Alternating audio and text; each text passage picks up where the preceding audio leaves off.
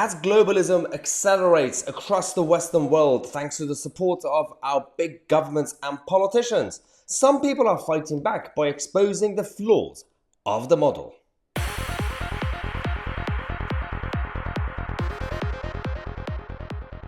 It reminds me of what happened in 2016 with the EU referendum. Do you remember during the Brexit referendum when the Remain campaign brought in the big dogs, the IMF, the President of America, Barack Hussein Obama, and all the others, the cabal of the European Union, to tell us that we are stupid, to tell us that you cannot change the globalized model, the system, the structure is there to give us the Star Trek utopia, which will end up being a dystopia. This is about everything that nobody's talking about. It's not really just about there's some sort of plot by politicians and lobbyists working together for big businesses. No, this is actually a fundamental problem which is a bit nerdy, which is a bit boring and admin and intellectual. It's about the banking system. The banking system is the foundation of the flaws that we have around the world. Ever since when the politicians decided to destroy the gold standards, and they thought, well, what we can do by relying on fiat currencies and basically allowing the dollar to rule the world, we could find a cheat code. And the cheat code is to print money, because money is now unlimited resources, and we can build. But they did build for a bit, but then they stopped. Now inflation is going up. Now you can't do anything. Now you don't have self-determination. And this is a video about on BBC, the Laura Kuenssberg's show on BBC, where Mervyn King, the former head of the Bank of England, who came on the show and completely destroyed the whole system that he used to be a part of. Now, King is one of the good ones, one of the better ones, and he is now free to tell us what he thinks. Now, this video is about the myth that the left-wing politicians and parties started saying, well, what happened with Liz Truss's government? It was because the markets are in charge. Markets are running the country. Well, now this is the scapegoat they found.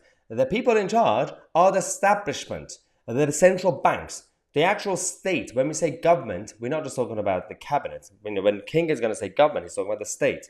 Government and central banks, these are the people responsible for all this mess, and market just reacts to the mess, of course, because market is based on capitalism and greed. Naturally. Watch this. Lord King, I mean, does it seem to you as if the markets are the ones who've been in charge? Because it seems to a lot of people, they basically bullied Liz Truss out of office. Markets are not in charge. Governments and central banks are. Markets respond to the announcements made by governments and central banks. And central banks have lost control of inflation. Governments lost control of the public finance. Not surprising that markets respond to that. And whose responsibility was it then? This is interesting, because he's spot on. So you've got the fiscal responsibility and the economic policies. The central banks were in charge of printing money and sorting out the interest rates and inflation rates and everything else, monitoring it. That's one thing. And you've got the economic policies. And when those two do not align at the same time, it creates problems. And this is the model that they created. Everything goes hand in hand. One fault, the other collapses too. And so Laura says, so whose fault is it? If the central bank and the government lost control? Well, I think all central banks in the West, interestingly, made the same mistake. And during COVID, when the economy was actually contracting because of lockdown, central banks decided it was a good time to print a lot of money. That was a mistake.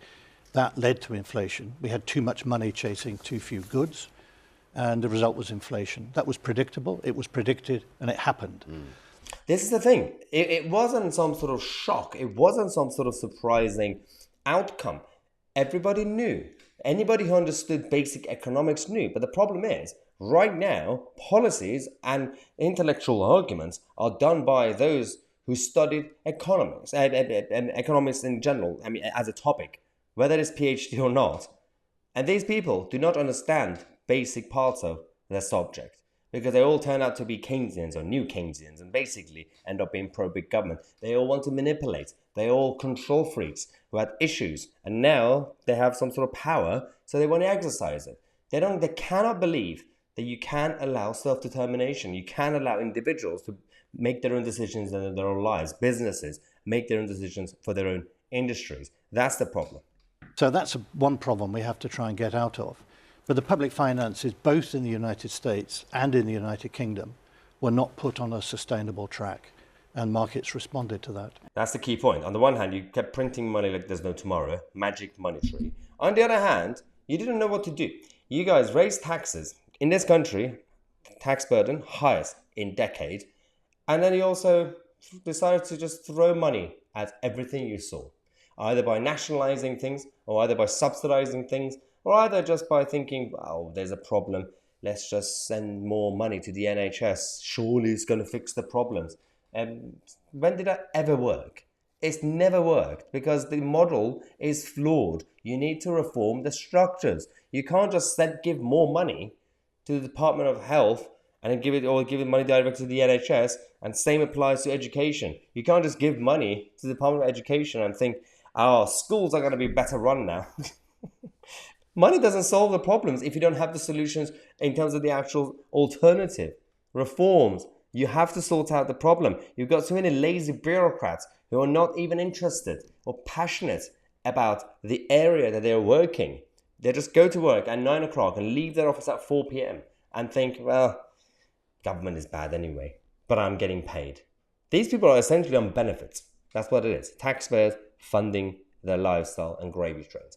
Now we're going to take a quick break. We're going to come back in half an hour and we're going to tell you about the Labour Party's infighting, which is quite embarrassing considering the Tories are already tearing themselves apart. Subscribe to the channel. I'm Tousi and we are the media.